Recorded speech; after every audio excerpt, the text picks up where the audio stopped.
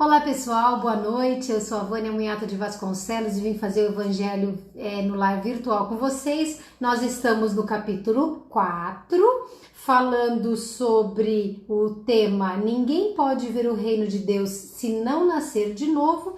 E especificamente nós já iniciamos esse assunto e estamos continuando com o tema ressurreição e reencarnação. Hoje nós estudaremos do item 5 até o item 8 desta parte sobre ressurreição e reencarnação. Mas antes, o que é importante? Eu cumprimentei vocês e agora vamos nós todos juntos cumprimentar e pedir o amparo da espiritualidade amiga. Então, eu me coloco agora, e assim como vocês estão se colocando também, numa posição de carinho, de agradecimento, de humildade, dizendo ao nosso Pai Criador, ao nosso amigo maior Jesus e aos nossos mentores e amigos da espiritualidade, muito obrigada pela oportunidade de podermos estar aqui reunidos em nome de Deus e de Jesus.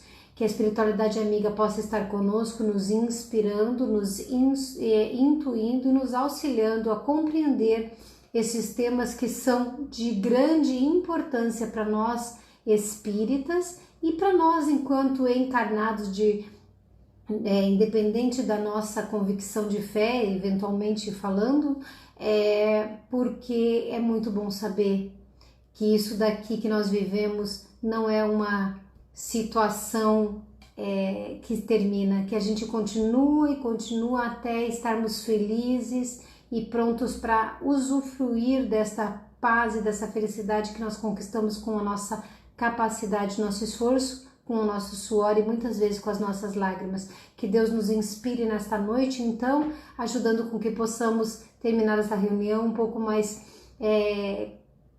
tranquilos, um pouco mais conscientes e um pouco mais esperançosos para continuar vivendo. Que assim seja, Senhor, gratidão imensa, e assim nós iniciamos o nosso estudo. Vamos ler então um pouquinho? Boa noite para quem chegou depois, eu não vi aí. Vamos lá, então item 5 do capítulo 4 de O Evangelho segundo o Espiritismo. Ora, são trechos do Novo Testamento, ok? Que vou citar agora. Ora, havia um homem entre os fariseus, que era um grupo de estudiosos lá do tempo de Jesus, 2 séculos mais ou menos antes de Cristo, que os fariseus começaram a existir, e eles eram estudiosos muito literais dos textos judaicos. Então eles foram considerados assim os hipócritas da época. Jesus os considerou desta forma, porque as palavras que eles estudavam não tinham a ver muito com a conduta deles, ok? Então, entre os fariseus, havia um homem chamado Nicodemos, senador dos judeus, que foi à noite encontrar Jesus e lhe disse: Mestre, sabemos que viestes da parte de Deus para nos instruir como um doutor, porque ninguém poderia fazer os milagres que fazeis se Deus não estivesse com ele. Jesus lhe respondeu: em verdade vos digo, ninguém pode ver o reino de Deus se não nascer de novo. Nicodemos lhe disse: como pode nascer um homem que já está velho? Como pode ele entrar no ventre de sua mãe para nascer uma segunda vez? Jesus lhe respondeu: em verdade vos digo, se um homem não renascer da água e do Espírito, não pode entrar no reino de Deus. O que é nascido da carne é carne. O que é nascido do Espírito é Espírito.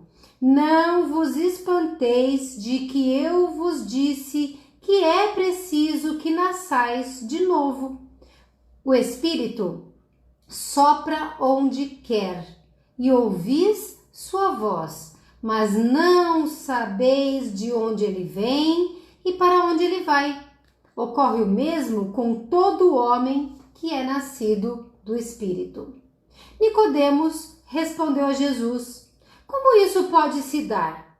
Jesus lhe disse: que sois mestre em Israel e ignorais estas coisas? Em verdade vos digo que não dizemos senão o que sabemos, e que não testemunhamos senão o que vimos. E entretanto, vós não recebeis nosso testemunho. Mas, se não me credes quando vos falo das coisas da terra, como me crereis quando vos falar das coisas dos céus? Isso está citado em João, no capítulo 3. Aí vem a explicação espírita, que eu poderia já adiantar, mas eu prefiro já ir direto para a explicação espírita e aí a gente comenta.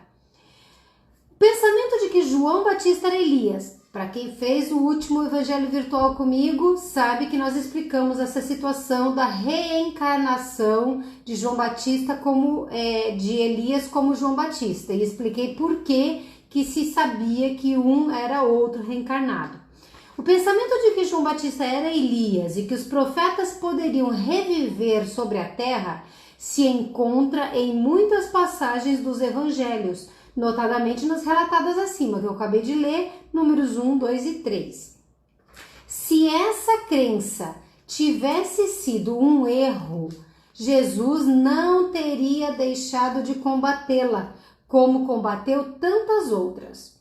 Longe disso, ele a sancionou com toda a sua autoridade e a colocou como um princípio, como uma condição necessária quando disse: ninguém pode ver o reino dos céus se não nascer de novo. E insiste ajuntando: não vos espanteis do que eu vos disse, que é preciso que nasçais de novo.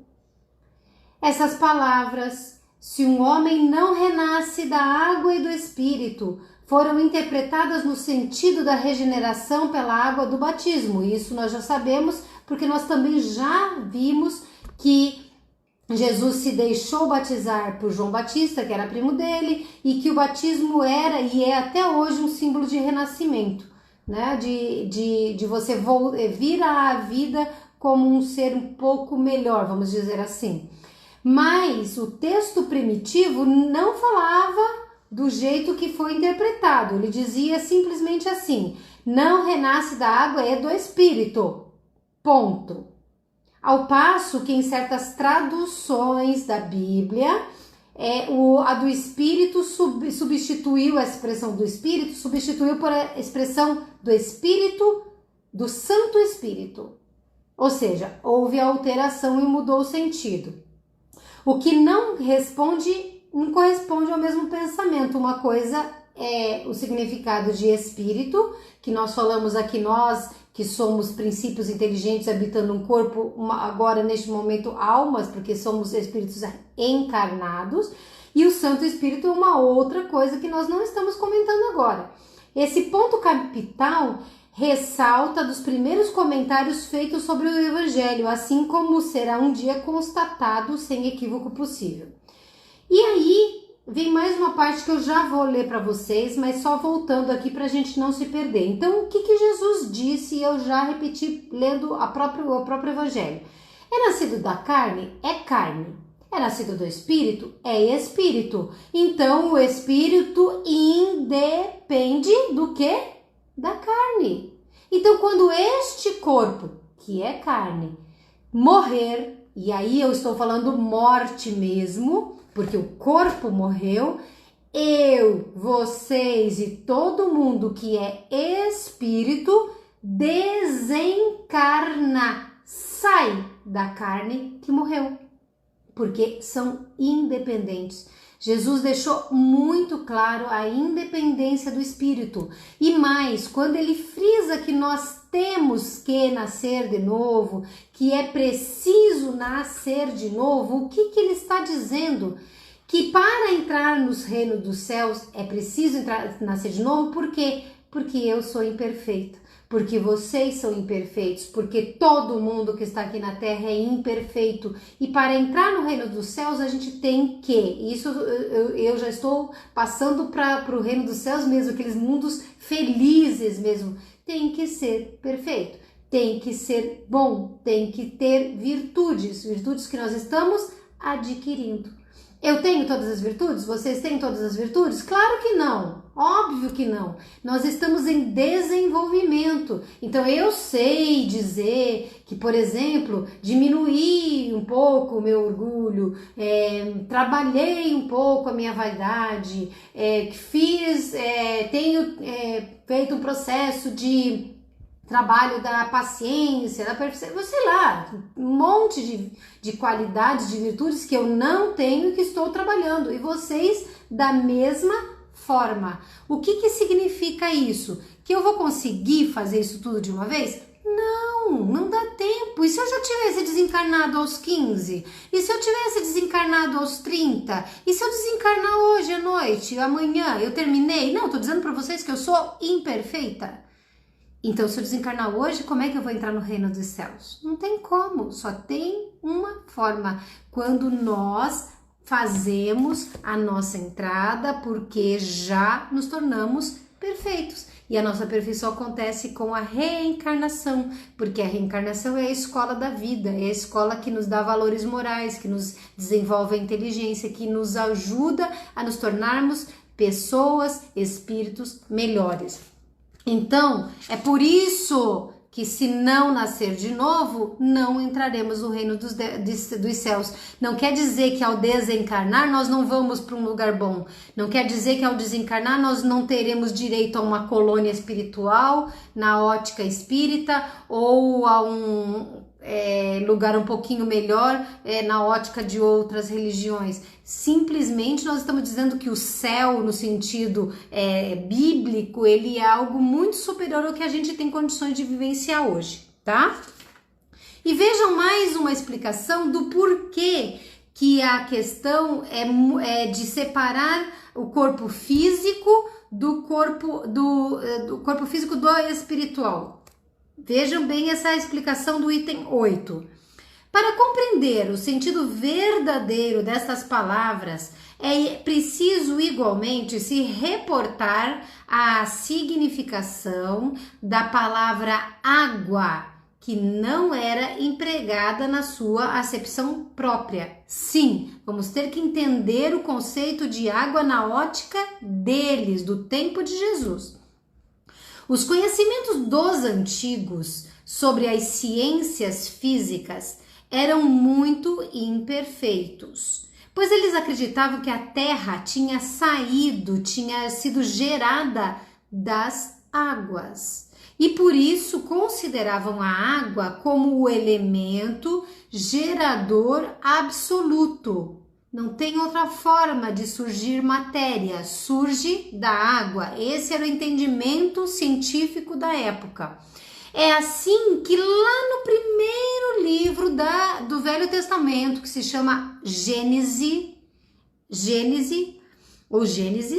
não é a obra A Gênese da Codificação Espírita, nós estamos falando Gênese do primeiro livro bíblico, tá? Do Velho Testamento. Está escrito lá, quando se fala de como que Deus criou o mundo, o universo, ele fala, abre aspas, o Espírito de Deus era levado sobre as águas, flutuava na superfície das águas, que o firmamento seja feito no meio das águas, o firmamento que a gente sabe é o céu, tá? Nosso céu físico mesmo. Que as águas que estão abaixo do céu se reúnam em um só lugar e que o elemento árido, a terra seca, apareça, que as águas produzam os animais vivos que nadem na água e os pássaros que voem sobre a terra e sob o firmamento. Prestaram atenção? Tudo isso são citações de passagens que estão lá na Gênese. Já na Gênese. Segundo essa crença, a água se tornara ou passou a ser o símbolo da natureza material, como o espírito era da natureza inteligente. Essas palavras, abre aspas, se o homem não renasce da água e do espírito, ou em água e espírito, fecha aspas, significam, pois, que se o homem não renasce com seu corpo e sua alma, significa a mesma coisa, tem que renascer. Nesse sentido é que foram compreendidas no princípio. Lá atrás era assim que se entendia e foi a partir daí que Jesus também falou. Essa interpretação, aliás, está justificada por essas outras palavras. O que é nascido da carne é carne, o que é nascido do espírito é espírito. Duas coisas, não é uma coisa só. Vânia morre. Não, corpo da Vânia morre, Vânia desencarna, porque o princípio espírito é uma coisa, o princípio material, carne, corpo é outra coisa. Jesus faz aqui uma distinção, uma separação, uma conceituação que diferencia um e outro entre o corpo e o espírito. O que é nascido da carne é carne, indica claramente que só o corpo procede do corpo e que o espírito é independente do corpo. Na próxima vez que estudarmos juntos, nós falaremos a respeito de uma outra parte que ele comentou aqui, que é sobre o espírito soprar onde quer e você não saber de onde ele vem, para onde vai. Isso também é muito interessante. Apesar de eu ter lido hoje, ele não está na nossa explicação, senão a gente acaba se estendendo demais. Agora, a Sandra aqui está perguntando, será que o Chico Xavier vai reencarnar?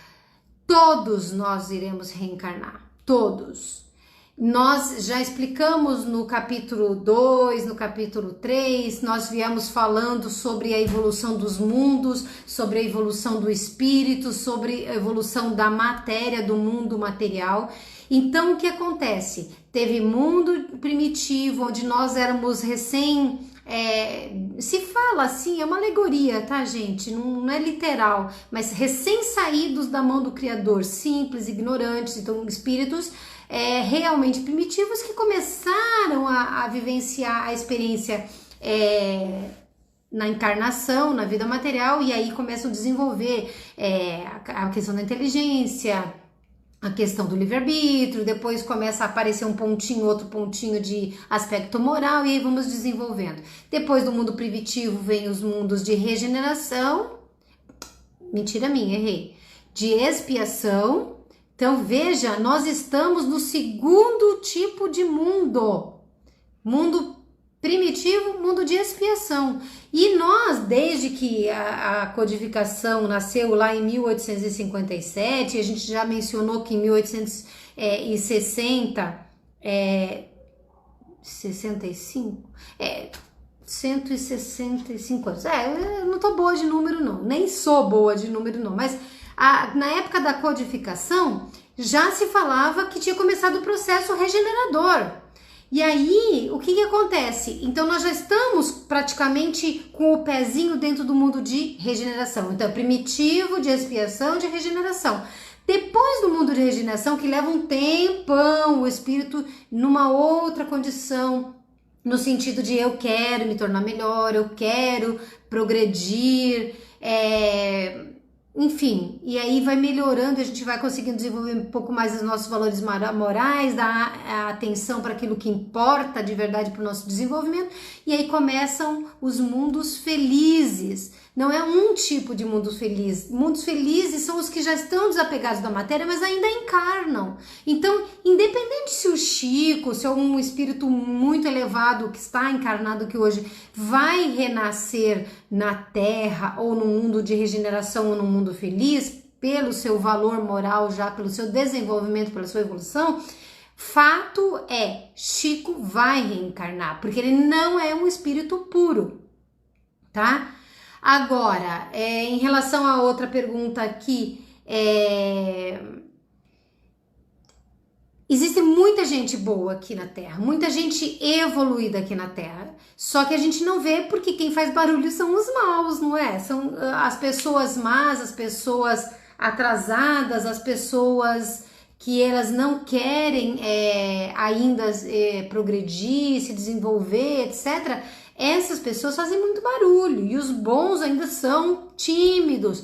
Leiam a pergunta 932 de O Livro dos Espíritos. Se vocês não têm o Livro dos Espíritos, tá na hora de ter, viu, gente? Mas independente de ter ou não, pega aí, vocês não estão na internet? Pega lá, pergunta 932 do Livro dos Espíritos. Então, não estou dizendo que Chico seja bom ou mal porque ele vai reencarnar. Ao contrário, todo mundo sabe que ele foi bom, todo mundo sabe o serviço que ele prestou para a nossa humanidade, não só para o Brasil, porque ele é conhecido.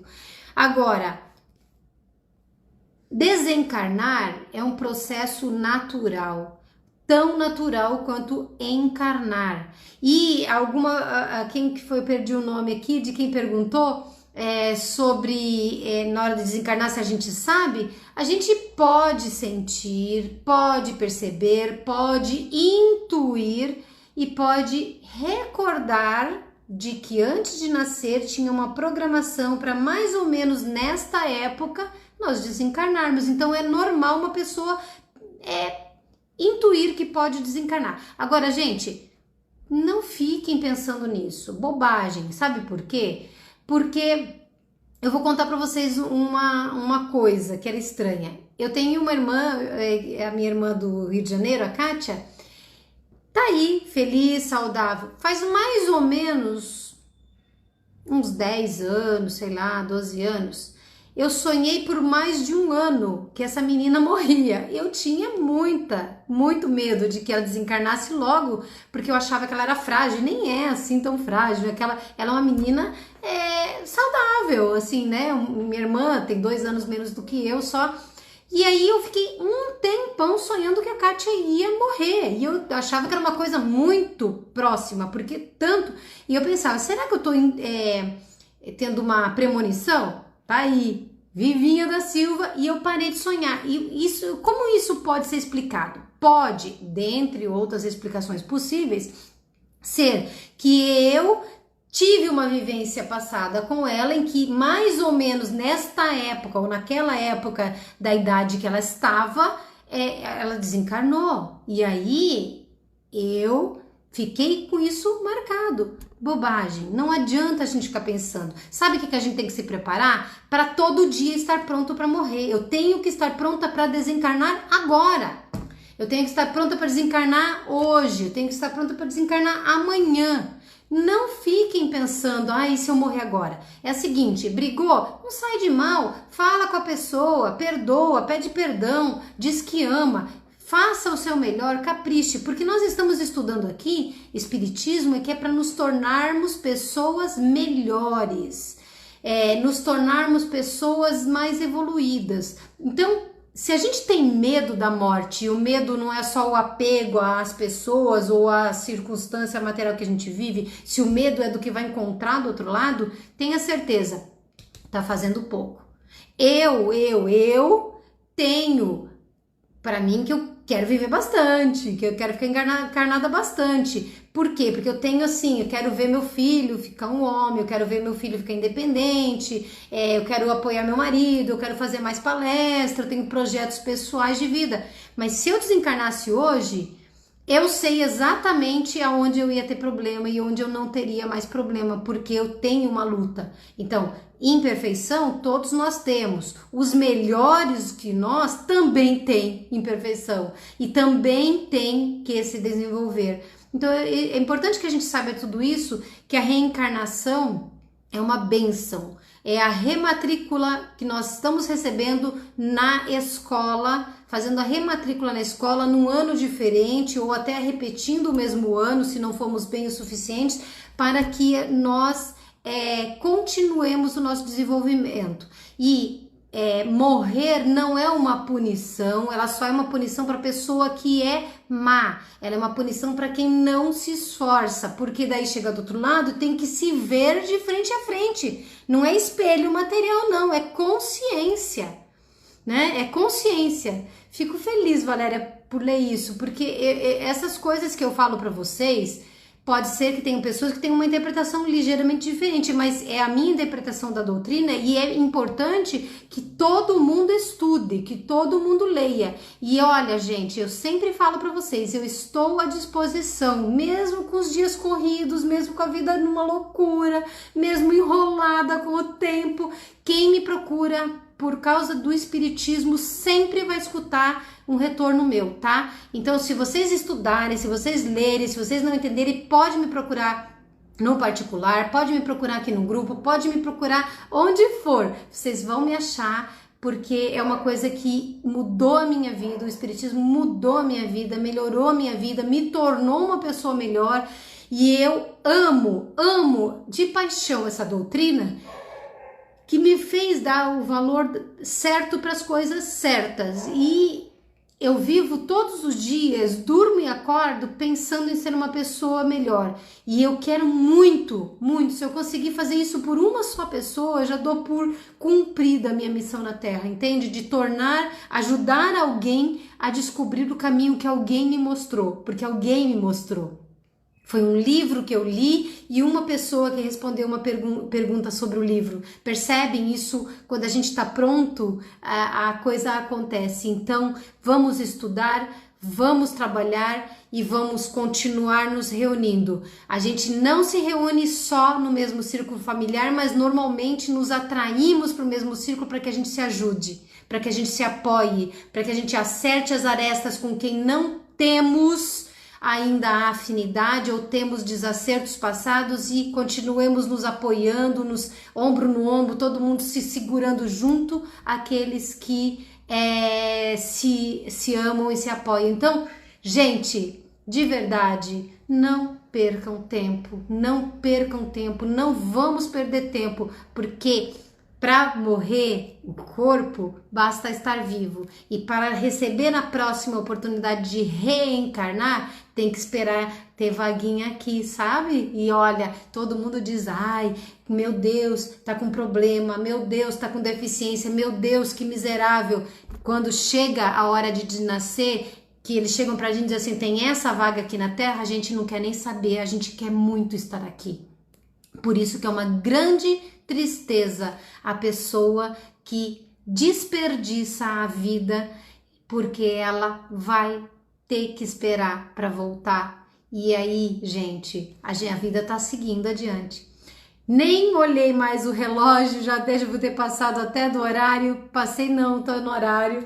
E então, muito obrigada, que bom que vocês fizeram algumas perguntas, eu vi alguma coisa aqui e consegui responder, fico à disposição. Também gosto muito de vocês, sou muito feliz, os meus evangelhos são muito melhores quando eu faço aqui no virtual, e eu só não faço toda semana porque realmente não dá pra mim, mas gente, continuem estudando, vamos trabalhar e vamos dar as mãos para continuar juntos, tá? Quem sabe um dia, lá do outro lado, se a vida não permitir nesse lado, a gente consiga se abraçar lá e dizer, estamos todos aqui trabalhando em nome de Deus e de Jesus para atrair outras pessoas para a felicidade que é a paz da consciência, certo? Aproveitando, eu sei que tem gente aqui que é de Santo André, de São Bernardo, da região do ABC, dia 14 de março eu vou estar no Centro do Márcio, tá? Ele não é o dono do centro, mas a gente fala assim. Então, quem quiser me dar um abraço lá, assistir, vou fazer 2 palestras, o tema vai ser divulgado em breve, mas dia 14 de março, às 9 da manhã, se não me engano, depois eu compartilho aqui no grupo para vocês. E obrigada, de coração. Amo, tá? De verdade. Deus abençoe, vamos fazer prece final, agradecendo profundamente ao nosso Pai Maior, ao Jesus, esse irmão que veio às nossas vidas aqui na Terra e que a gente sabe que deve ter sido ainda melhor do que nós recebemos de informações, deve ter sido um ser espetacular no sentido de tanta energia, de tanto amor, de tanta alegria por estar aqui compartilhando. E eu posso dizer isso porque eu sinto alegria e eu sou tão pequena, eu sinto alegria de estar compartilhando com vocês. Eu tenho certeza que ele sentia muita alegria de estar aqui, apesar de tudo o que ele precisou passar. Que Jesus possa nos envolver com o seu abraço amoroso, que os nossos mentores possam nos abraçar também e nos passar paz, tranquilidade, coragem, fortalecimento, esperança e amor para que a gente continue lutando, que vocês, que nós, que todos tenhamos uma paz que se expanda por todo o nosso país, por todo o nosso planeta, e que todo aquele que sofre, que chora e que ainda não conhece ou compreende Deus possa receber deste mesmo envolvimento que estamos recebendo agora, que toda a natureza, que toda a obra de Deus seja altamente abençoada nesse instante. Tenham uma semana de paz, de luz, de muito amor para vocês, para mim, para todos os nossos entes queridos de cá e de lá da vida. Gente, beijo no coração e muito obrigada pela companhia. Tchau, tchau.